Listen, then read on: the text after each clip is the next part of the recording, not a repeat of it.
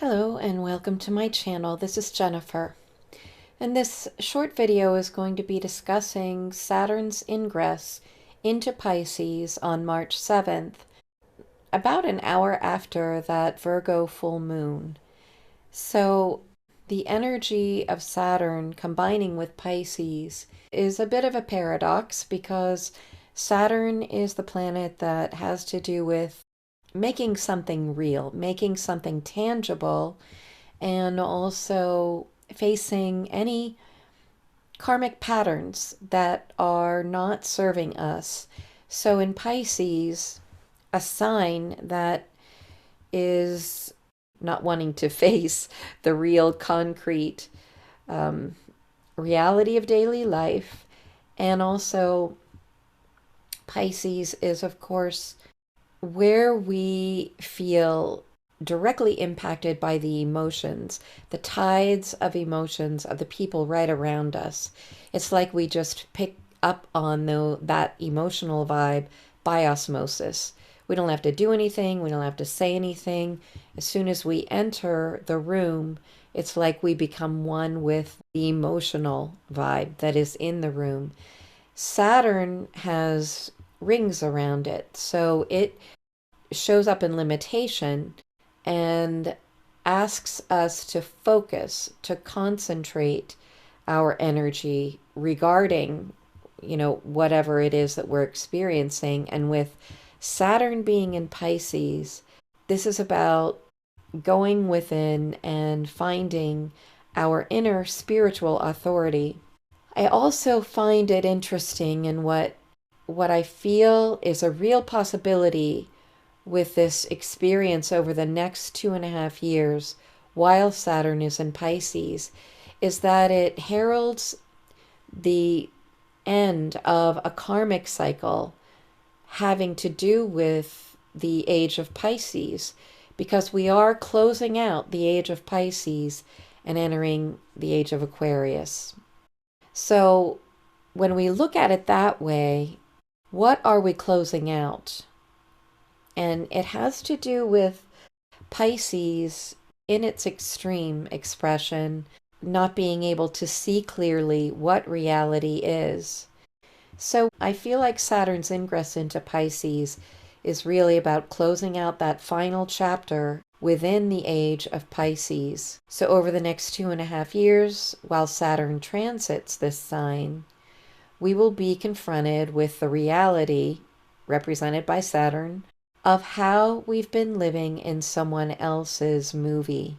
Pisces rules cinematography. It rules the illusion rather than what is actually real. It is the dream that has become a nightmare. Have we been actors that are repeating the script someone else gave to us? Have we not been divining our own spiritual wisdom for ourselves, but rather looking to someone else to hand us a script and say, this is the part or the role that you are to play? And I feel that these are the questions we're going to be confronting, and also the chapter that we literally will be closing. So not only will we be seeing, perhaps for the first time, the actual reality of this dream that has become a nightmare, we will be seeing the very real disillusionment born from that nightmare.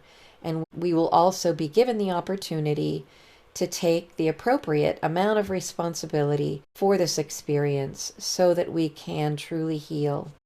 So Saturn, as it is the planet that wants to make real, is going to be revealing to us how we might have given our boundaries away, given our authority. That's the real word that I associate with Saturn. Saturn is the boss. It's the authority. And either it is revealing to us an outside authority that has become too overbearing, or it is revealing to us how we have become more masterful in being our own authority in a particular area.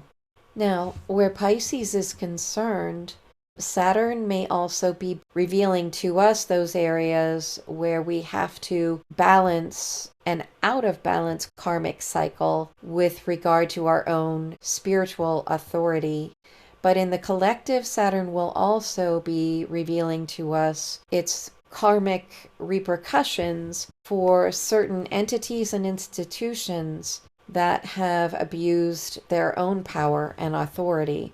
So systems that have blatantly abused life and life's creations will certainly be held accountable when Saturn enters Pisces. And this will have to do with the medical industry, big pharma, and Hollywood as the potential movie maker. But any institution that deceived the public for the purpose of fulfilling its own selfish agenda will definitely be held accountable, and we will see many changes, perhaps limitations put upon, or regulations, whatever you want to call it. But Saturn will have to do with karmic reckoning and regulations within these industries if they have abused their authority and power and contributed to the deception, the disillusionment. Now, the other aspect of Saturn is that it rules time. Its Greek word is chronos, which relates to our word chronology or linear time.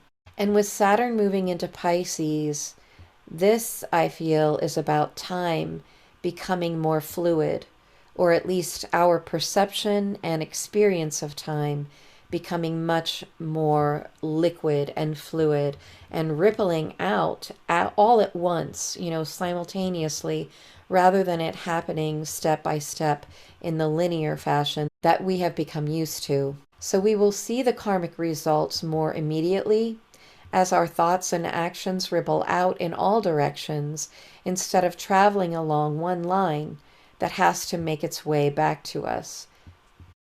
So I feel that as long as we are taking responsibility and holding ourselves accountable for any participation, unconsciously or consciously, that has had an influence on us, where we've allowed ourselves to be disempowered by an outside authority figure, or we've allowed ourselves to be deceived by entrusting our spirituality or our health, because Pisces shares the same line of energy with Virgo, the health, the body, mind, spirit connection. So as long as we are able to see and hold ourselves responsible for any actions we've taken that have contributed to this disillusionment or disempowerment, then we can begin to rebuild. We can begin to take that power back and become the master of our own destiny, especially where the Pisces Virgo axis is concerned, the body, mind, spirit energy, and to really let go of anything that has become toxic. But I see this as an opportunity to truly feel empowered by new systems that are based upon the interconnectedness of all life. These systems are going to begin to take form over the next 2.5 years. And I also see, along with these new systems and structures being built, I also see this as an opportunity for some really wonderful spiritual teachers, spiritual authorities, the authority Saturn, the person who is visible, because Saturn rules the 10th house of reputation and a leader in community. And in Pisces, this has to do with spirituality. So, I think there's a real possibility that we will see new spiritual leaders coming into the public view. Saturn is also asking us to give structure to our creative and spiritual vision, our imagination, our dreams. What do we truly dream about in terms of this Earth's future, our own future, and the state of the world? We can now really give form to those dreams, the dreams of the highest vibration and outcome for all beings on this planet. Also, I feel that the highest and best result for Saturn in Pisces, for us as individuals, will have to do with us mastering our emotions, putting reins around the ebb and flow, the tides and waves of emotions of the people right around us. We will need to give structure to our own spiritual ideals and perhaps see how, depending on where Pisces is in our chart, we can begin to build a career that provides a spiritual service, because that also satisfies the Pisces Virgo axis and brings those two polarities into balance. So hopefully this gives you a general idea as to what Saturn in Pisces over the next few years is going to mean for us. And now I will give you a very general or sweeping overview of what this could mean for each sign.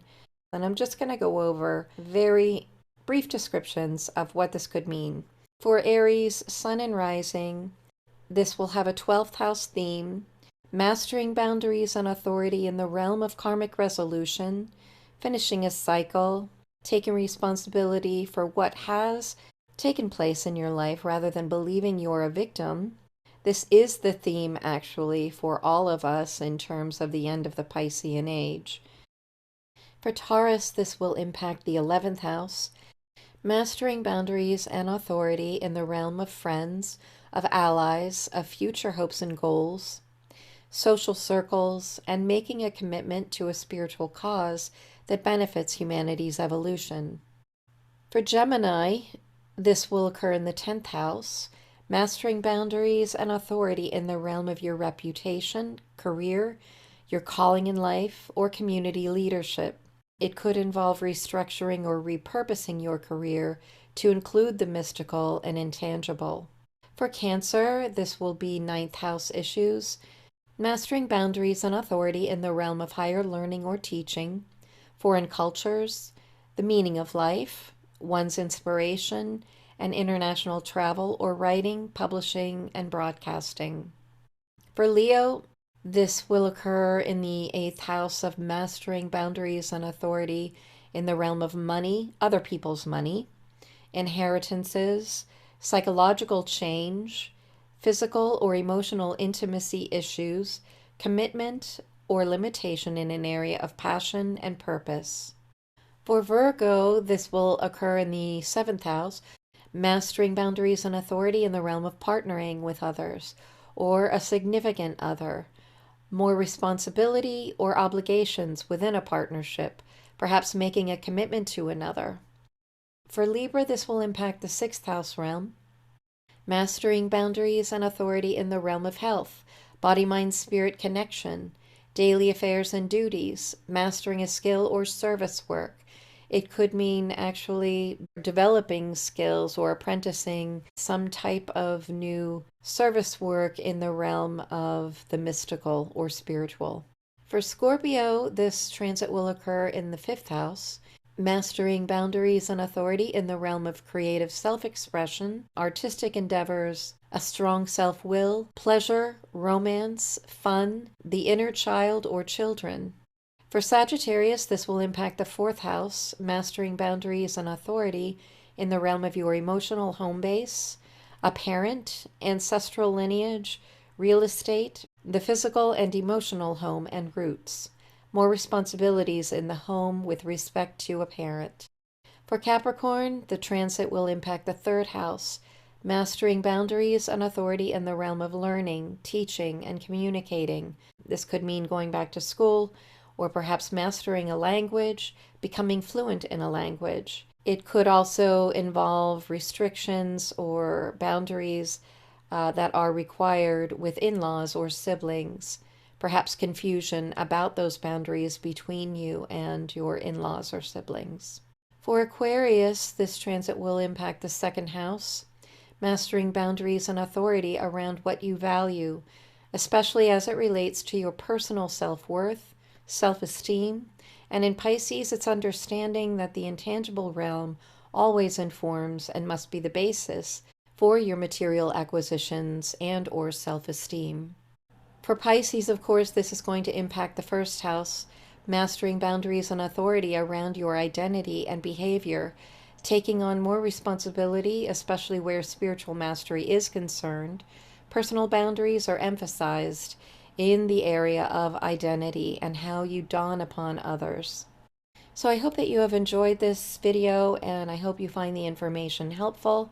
Please remember to hit the like button and hit the notification bell. Leave me a comment and let me know how this information resonates with you. As always, I appreciate your support of this channel, and I look forward to being with you again at the next update. Bye for now.